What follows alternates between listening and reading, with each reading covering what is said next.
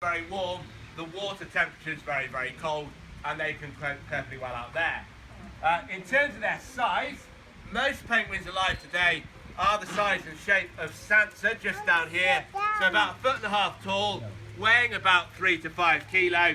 And that is your typical penguin size. So these little ones aren't babies, as we regularly hear.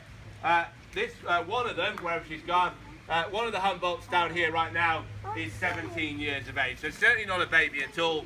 And most penguins, as I say, are that sort of size and shape, with the only exception to the size rule being our king penguins, like Missy just here, 2.5 feet tall.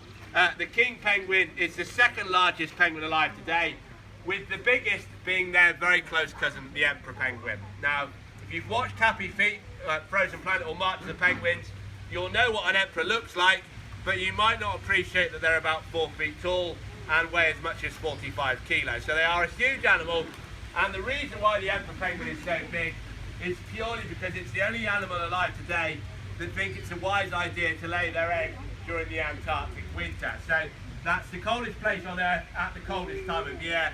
In the nicest sense, if you're not a big fat penguin, you're not surviving that cold weather. So that's why emperors are so big, and that's why you won't see them in zoos anywhere in Europe, because they need it incredibly cold to survive.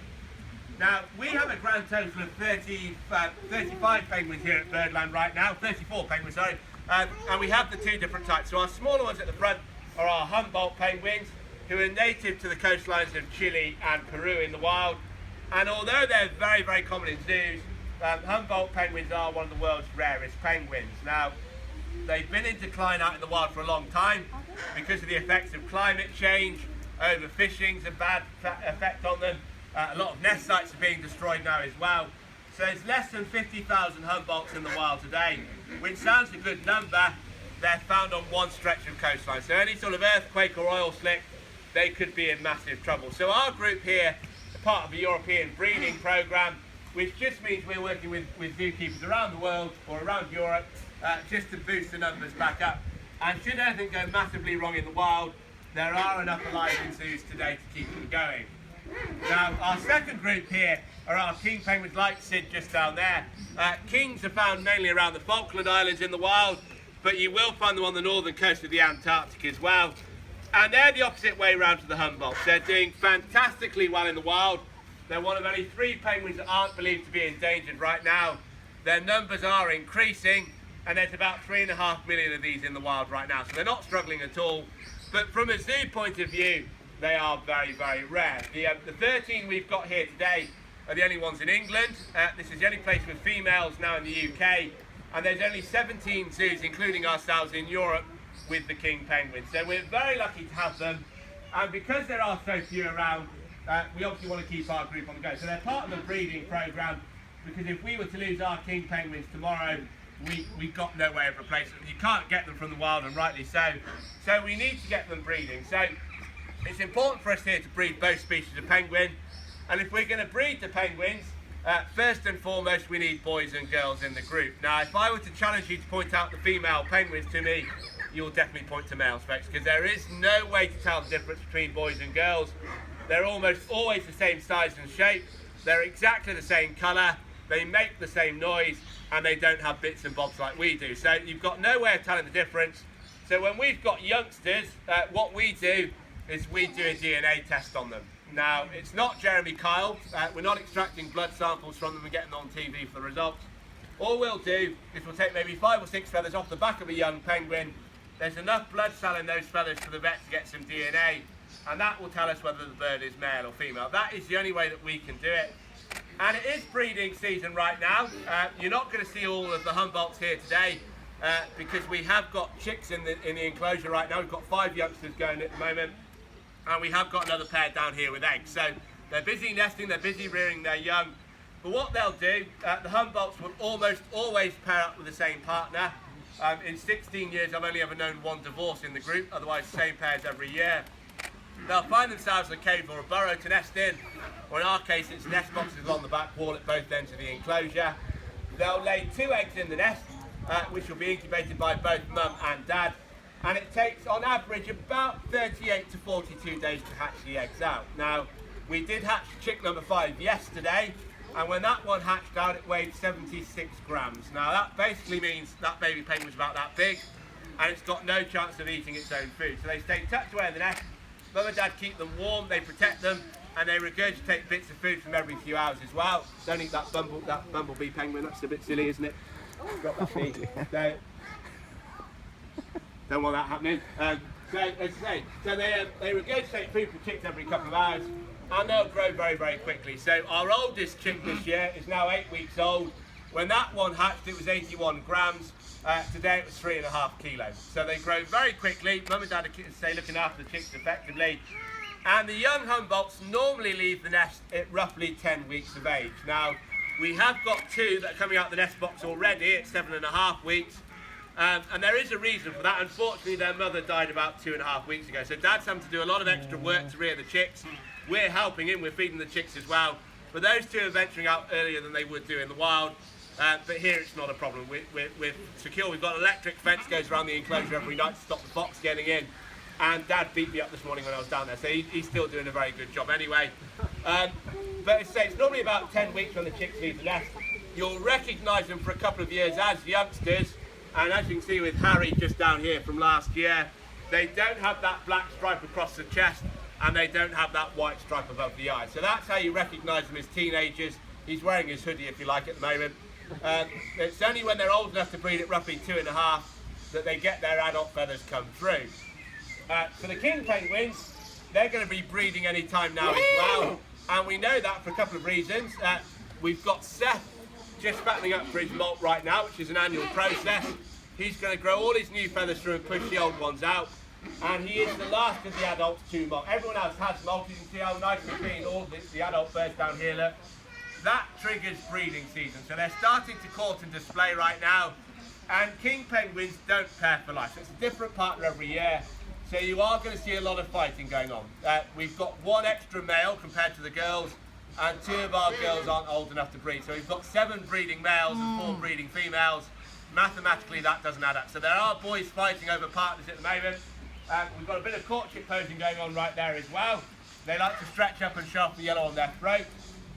They'll do that low trumpeting call that you might have heard today. That's all important as well. And the one thing I haven't seen yet this year, when they're really seriously paired up, you will see them vomiting at their partner as well. So if you see them retching, looking like they're about to throw up in the next few minutes, nothing to worry about at all. By regurgitating food for your partner, it effectively shows you can bring takeaway back to feed the kids when they're here. So that's part of the courtship as well. Don't try it on a night out, folks. It never worked when I was courting my wife at all. So it probably delayed things, if anything. So you'll see all that going on. They should be laying eggs anytime soon, and they don't bother to build a nest, these guys. Their nest is simply those 2 big feet at the front sat together. By fitting an egg on there, it's off the floor, it's not going to freeze.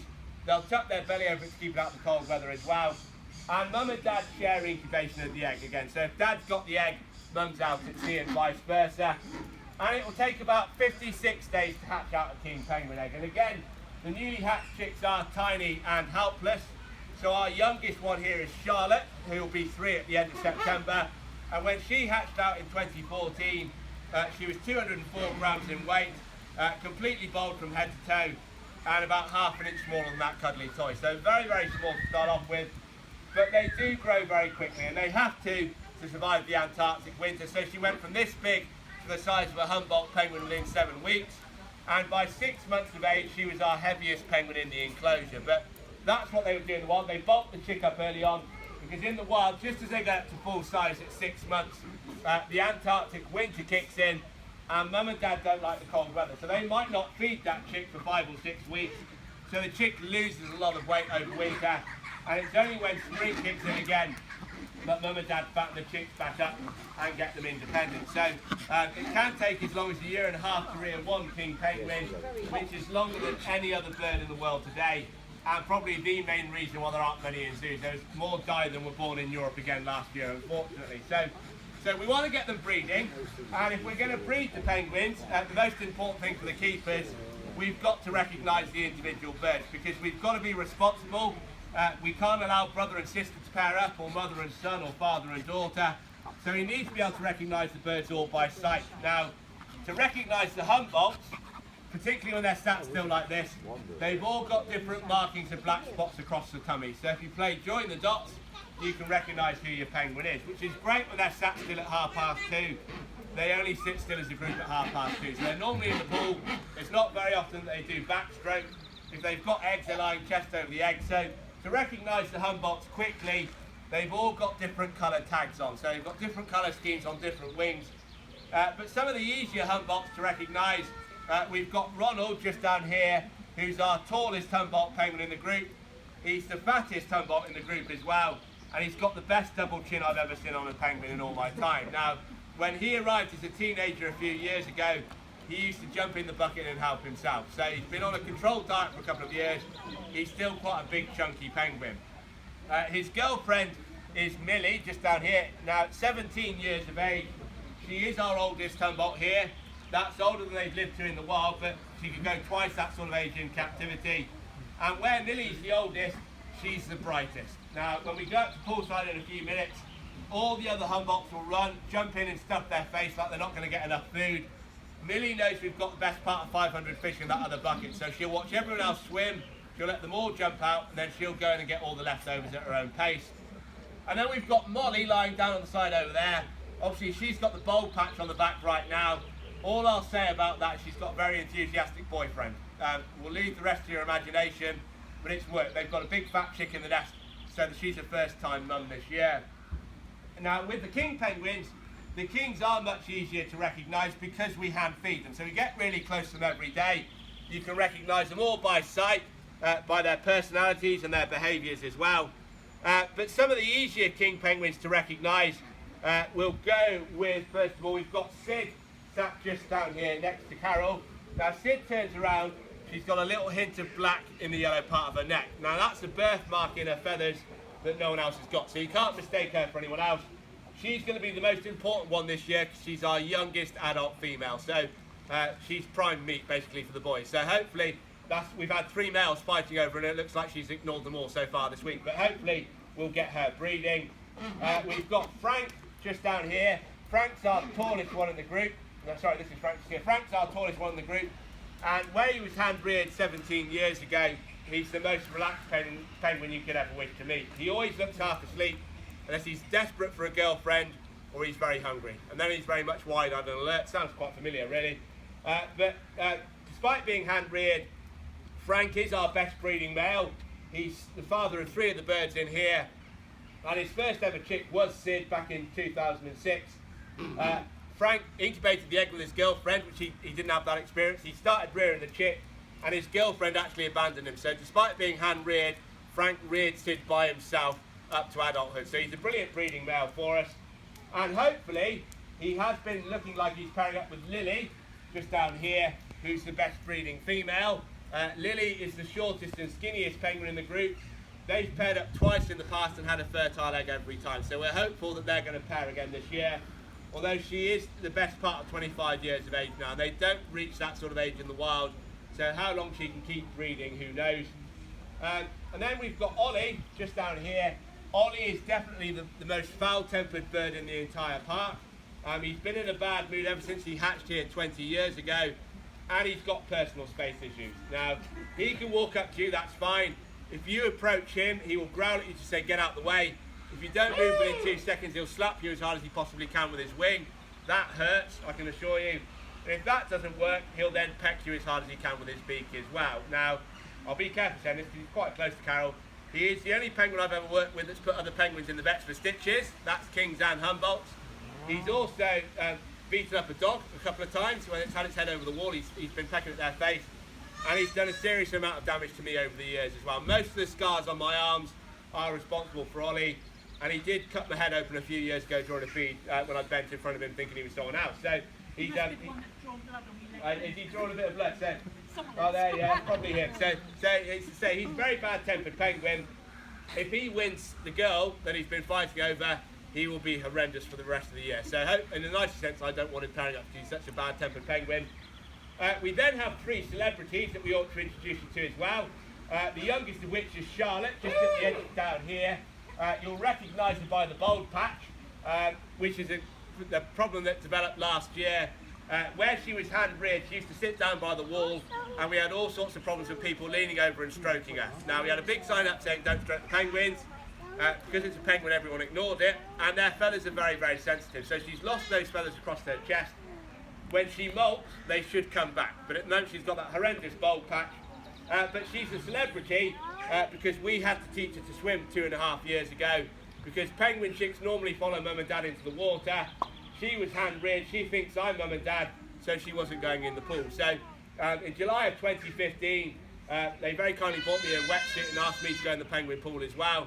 And I'd love to say she followed me in, but to be honest, she walked up to the pool with me, watched me jump in, heard me swear when I realised how cold it was, then walked back down here again. So to teach her to swim, we had to be a little bit cruel. We had to leave her on that rock in the middle of the pool and let her fall in a couple of times. Now, she fell in twice.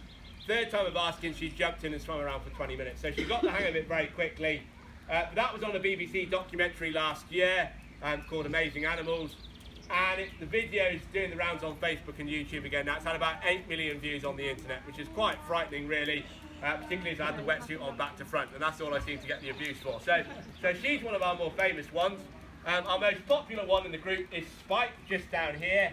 Now, he's our most popular one because he's just passed 9,000 friends on Facebook in the last couple of weeks. He's got a small following on Twitter as well.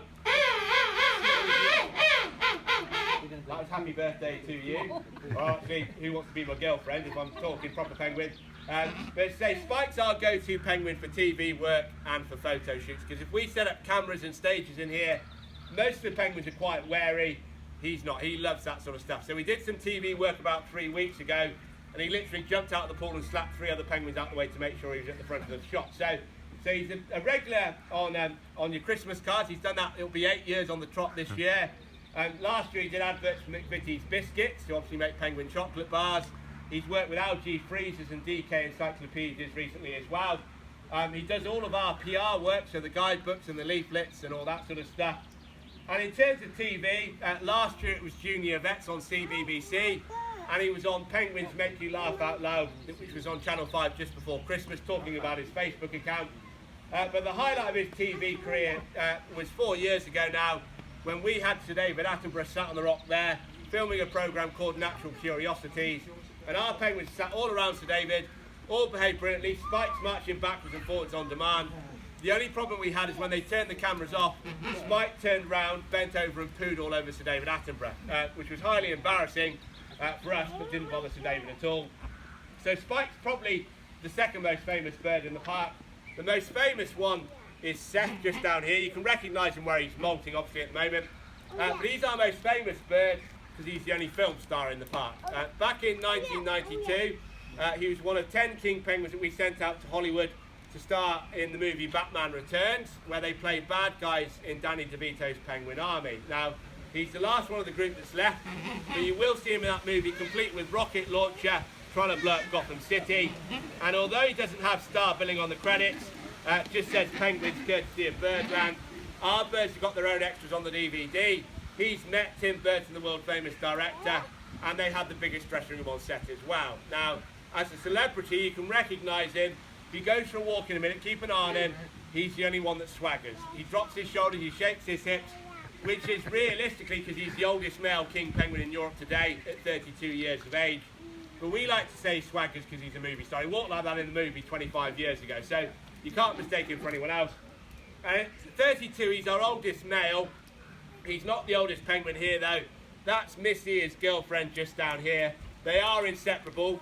In the wild, they wouldn't pair for life, but they've paired up for 17 years on the bounce now, which is a good thing because they're both too old to breed.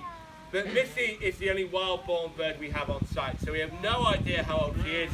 This is her 35th year here this year, and she's been laying eggs here for 35 years. Now, we've had king penguins on site for about 45 years.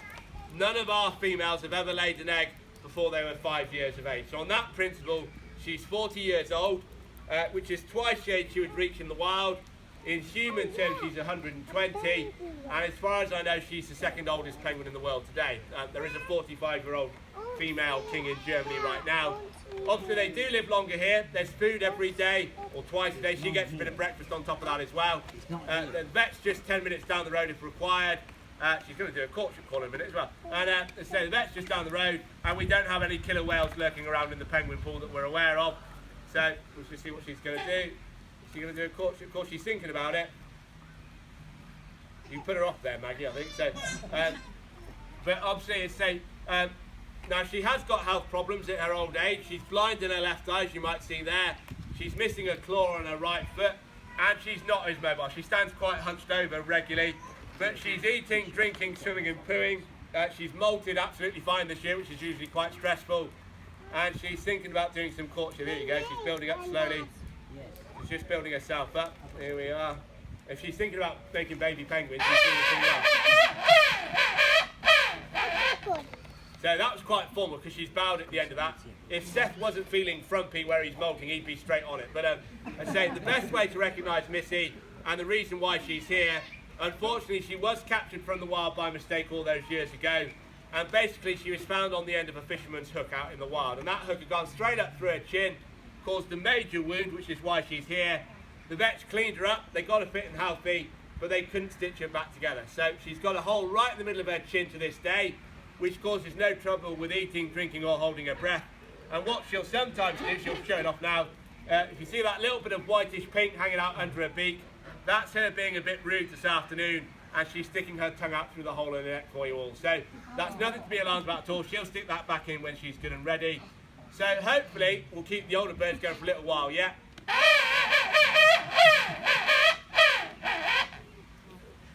So hopefully we'll keep the older birds going for a little while yet. We then just want our young king of penguins to settle down and breed. And so it should be eggs in the next couple of weeks. So if you want to keep in touch, folks, throughout the year, we've got Spike, as I say, on Facebook and Twitter. He doesn't tweet that often. Facebook's probably the best way to follow him, but he'll keep you up to date throughout the year. We update the website regularly as well. And on the website, we have got penguin webcams. So you can watch these guys live on our webpage 24 hours a day. And if we are lucky enough to be hand-rearing king penguins around August, September time, in Charlotte's case, we had an incubator webcam running on her as well. So you'll see the baby penguins hopefully later on this year. And then finally on the website, if you want to help us feed the penguins as Carol has done today, you can find details on how to book a penguin feed online. As long as you're over the age of 10 and don't mind getting a little bit fishy for a couple of, half an hour or so, you can come and do something that no one else will do in England that day and feed a king penguin. And Carol has fed some celebrities this afternoon as well. So if we can have a quick round of applause for her, folks, please, because it's not easy to do when the penguins aren't very hungry. And they're more interested in doing that sort of stuff than they are eating. But they've actually cleared all the fish today. That surprised me a lot. I didn't think they were going to eat very much today. So that's the king's fed. So what we're going to do now, we're going to pop up to poolside and get the Humboldts having a quick swim.